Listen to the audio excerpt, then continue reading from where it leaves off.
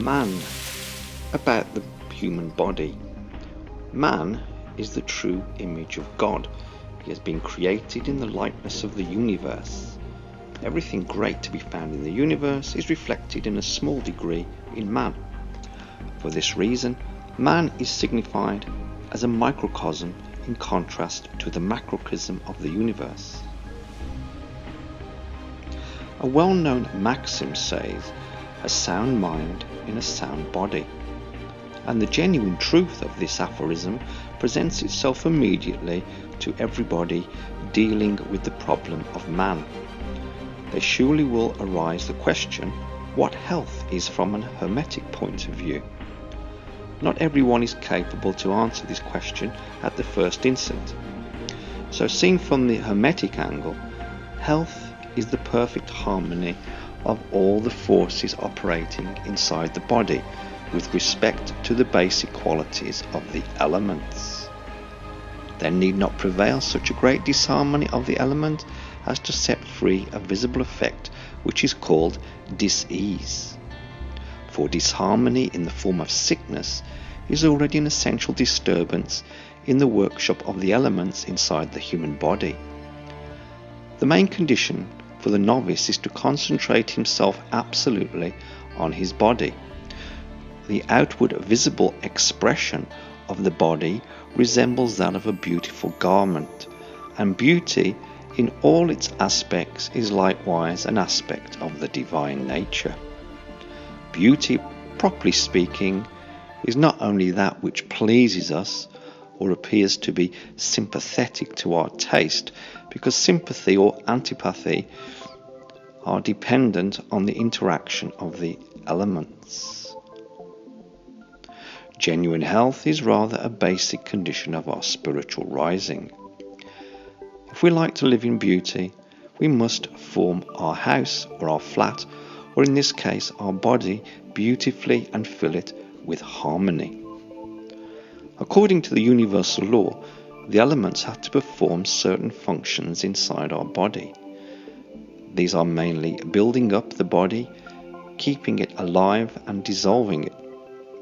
The positive part in the body, the upbuilding, is therefore the business of the positive or active side of the elements.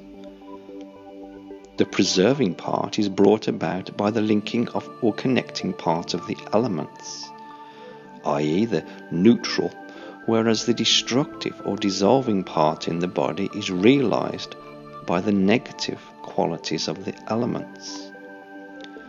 It's obvious that the fiery principle in the active form with its electrical fluid will exert the active, expansive, building up influence. The contrary will be the case in the negative form. The watery principle in its active form will influence the building up activity. In its negative form, it will produce the disintegrating, the dissolving activity of all the fluids in the body. With the principle of air rests the task of controlling the electrical fluid of the fire and the magnetic fluid of the water in the body, so keeping them in balance. For this reason it has been characterized as the neutral or mediating element. It's been said in the fundamental key about the forces of the principle of earth that it has the function inside the body to keep together the influences of all the other three elements.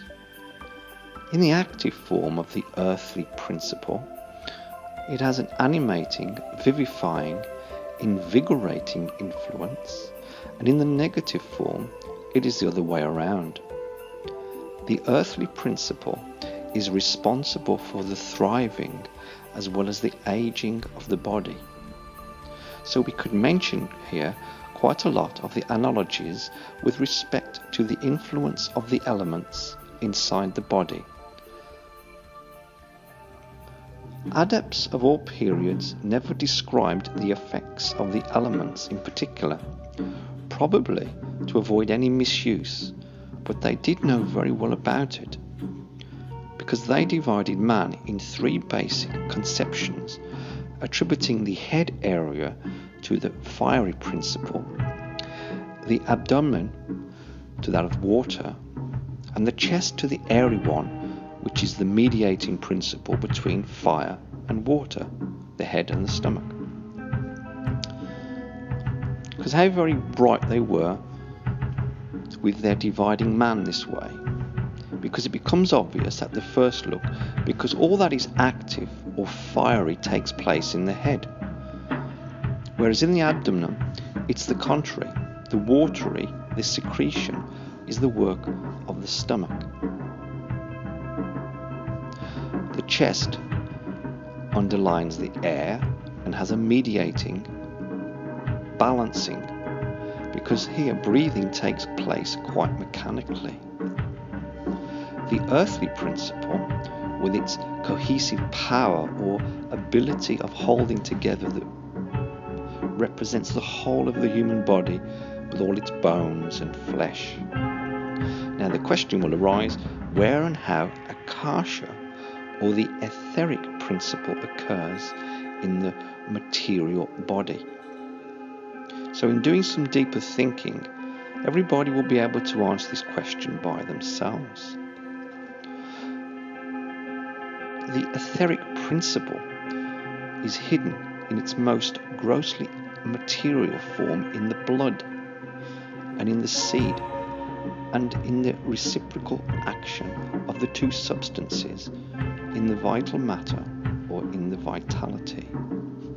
As we have learned, the fiery element produces the electrical and the water element produces the magnetic fluid.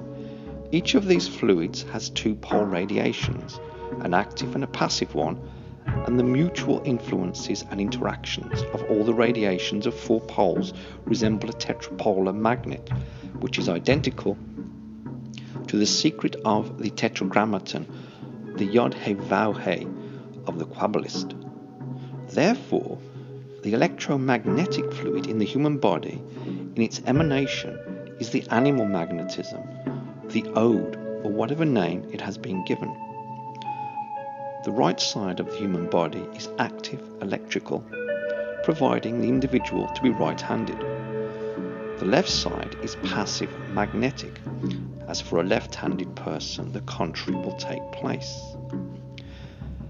The emanative power of this electromagnetic fluid is dependent on the capacitance, the intensity of action of the elements inside the body. The more harmoniously this action of the element is going on in the body, all the stronger and purer this emanation will be. With the help of certain exercises, as well as by a correct attitude and an exact observance of these rules, this capacitance, strength and influence of this electromagnetic fluid or ode can be increased or diminished according to whatever necessity requires. The electrical as well as the magnetical fluid in the human body have directly nothing to do with the kind of electricity or magnetism we know. This law of analogy is very important because in the Hermetic science and the knowledge of it enables the adept to perform some great miracles with the aid of this key.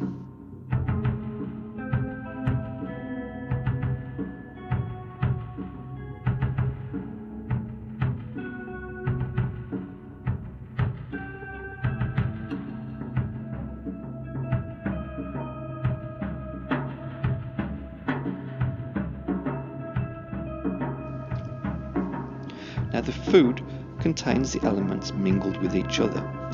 The result of taking in food is a chemical process by which the elements are preserved in the body.